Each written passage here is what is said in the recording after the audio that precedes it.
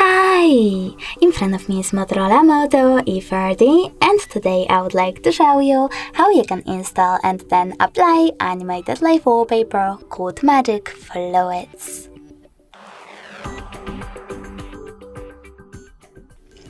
Begin by opening Play Store and clicking on the search bar. Now type in Magic Fluids and install this app from Mad Scientist developer. When it's ready, select Open.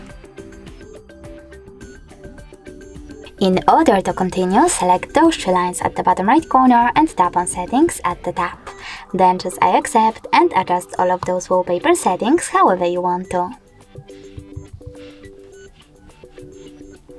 When you're finished, you need to click on the top right corner and bottom one again. This time choose Set as Live Wallpaper and click on Set Wallpaper. Now pick Home Screen or Home Screen and Lock Screen by clicking on the best option for you. Swipe up and choose Home button. As you can see, after that, my wallpaper was successfully applied. Thanks so much for watching. If you enjoyed this video, leave a like, comment and subscribe. Bye!